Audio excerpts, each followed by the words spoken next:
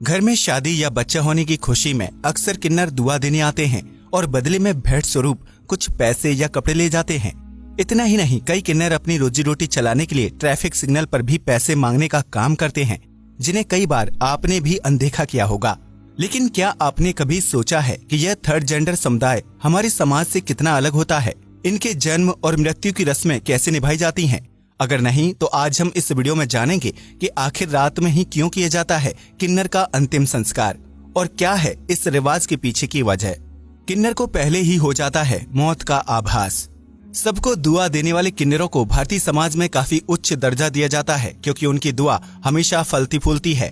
ऐसे में माना जाता है कि किन्नरों के पास आध्यात्मिक शक्तियां होती हैं, जिसकी वजह से उन्हें कुछ दिन पहले ही अपनी मौत का आभास हो जाता है। जिस किन्नर को मौत का आभास होता है वह अपने आखिरी समय में कहीं बाहर आना जाना और अन्न ग्रहण करना पूरी तरह से बंद कर देता है। इस दौरान किन्नर सिर्फ पानी पीकर ही जीवित रहते हैं और ईश्वर से प्रार्थना करते हैं कि अगले जन्म में उन्हें या उनके साथियों को किन्नर बनकर धरती पर पैदा न होना पड़े। कहा जाता है कि मृत्यु को प्राप्त होने से पहले किन्नर जो भी दुआ करते हैं वह जरूर पूरी होती है। इसलिए उनके समाज के सभी सदस्य मरने वाले किन्नर के पास आकर आशीर्वाद लेते हैं। हालांकि इस दौरान इस बात का ध्यान रखा जाता है कि किन्नर की मौत की खबर उनके समाज के अलावा किसी बाहरी व्यक्ति को पता न चले, यानी किन्नर की मृत्यु की खबर को पूरी तरह से गुप्त रखा जाता है और उनका अंतिम संस्कार भी रात के अंधेरे में गुपचुप तरीके से किया जाता है। रात में अंतिम संस्कार शव को मारते हैं जूते चप्पल। जब किसी किन्नर की मौत होती है तो उसके शव के आसपास किसी बाहरी इंसान को नहीं आने दिया जाता। इतना ही नहीं, किन्नर के मृत शरीर को जिस जगह पर दफनाया जाता है वहां भी किसी बाहरी व्यक्ति को आने या उसे देखने की इजाजत नहीं होती है।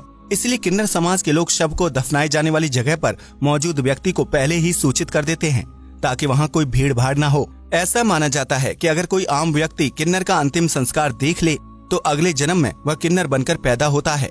किन्नर की शव यात्रा को 4 कंधों पर नहीं ले जाया जाता, बल्कि मृत शरीर को खड़ा करके अंतिम संस्कार की विधि पूरी की जाती है।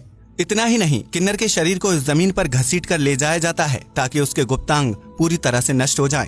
शव यात्रा निकालने से पहले किन्नर समाज के लोग उसे जूते चप्पलों से पीटते हैं और गालियां देते हैं ताकि अगले जन्म में मृतक दोबारा किन्नर के रूप में पैदा न हो। नहीं जलाया जाता किन्नर का शव, मरने पर नहीं होता मातम। आपको यह जानकर हैरानी होगी कि जब किसी किन्नर की मौत होती है तो उसके साथी सदस्य मातम नहीं मनाते, बल्कि किन्नर समाज में उस वक्त खुशी का माहौल होता है और ऐसा माना जाता है कि मृतक को अभिशापित जीवन से मुक्ति मिल गई है। किन्नर के शव को कभी भी जलाया नहीं जाता, बल्कि उसे किसी सुनसान जगह पर गुप्त तरीके से दफनाया जाता है। शव को सफेद कपड़े में लपेटकर उसके मुंह में पवित्र नदी का पानी डाला जाता है और फिर मिट्टी में दफना दिया जाता है। किन्नर की मौत के बाद उसके समाज के सदस्य अगले 1 हफ्ते तक उपवास रखते हैं और भगवान से प्रार्थना करते हैं कि मृतक को अगली बार स्त्री या पुरुष के रूप में जन्म दे। किन्नर समाज के लोग अपनी पूरी जिंदगी में बहुत ज्यादा संघर्ष करते हैं। वहीं आम लोग उन्हें किसी अपराधी या अभिशापित की नजर से देखते हैं। यही वजह है कि किन्नर की मौत पर मातम नहीं बल्कि खुशी का माहौल होता है, क्योंकि उनका मानना है कि किन्नर की मौत से उसे अभिशापित जीवन से मुक्ति मिल गई है। अब तो आप समझ ही गए होंगे कि किन्नर का अंतिम संस्कार रात के अंधेरे में क्यों किया जाता है और आम लोगों को उनका शव देखने की इजाजत क्यों नहीं होती। हालांकि आज समाज काफी बदल चुका है और किन्नर को अभिशापित नहीं बल्कि थर्ड जेंडर का दर्जा दिया गया है। लिहाजा आप कभी भी उनके साथ भूलकर भी दुर्व्यवहार बिल्कुल ना करें। वीडियो पसंद आया हो तो इसे लाइक और शेयर करें, साथ ही चैनल को सब्सक्राइब भी करें। जय हिंद दोस्तों।